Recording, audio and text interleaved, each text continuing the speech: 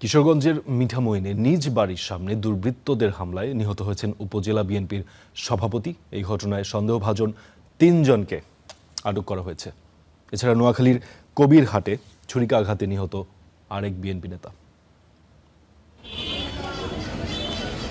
কিশোরগঞ্জের মিঠামইন উপজেলা বিএনপির সভাপতি জাহিদুল আলম জাহাঙ্গীর নিজ বাড়ির সামনে হামলার শিকার হন বুধবার রাতে। তাকে বাঁচাতে গিয়ে দুর্বৃত্তদের কোপে আহত হন বিএনপি কর্মী হাদিস মিয়া।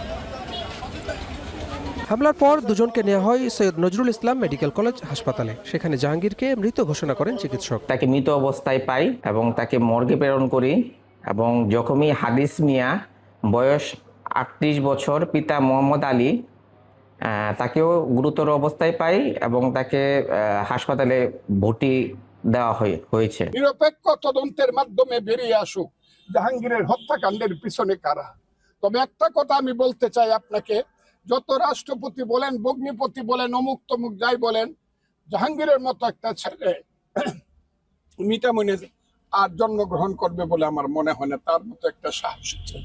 এরই মধ্যে অভিযুক্ত ৩ জনকে আটক করেছে পুলিশ। পুলিশ সুপার জানালেন যথাযথ আইনি ব্যবস্থা নেওয়া হচ্ছে। তাদের হাতে চাপাতি ছিল এবং চাপাতি দিয়ে আক্রমণটা করেছে। আমরা সাথে সাথে একজনকে অ্যারেস্ট করি। পরবর্তীতে আমরা আরো 2 জনকে অ্যারেস্ট করতে সক্ষম হই রাতেই।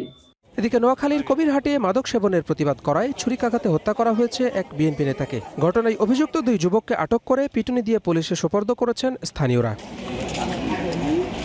নিহত শহীদ ছিলেন ওয়ার্ড বিএনপির প্রচার সম্পাদক। Hasibur Rahman, star news.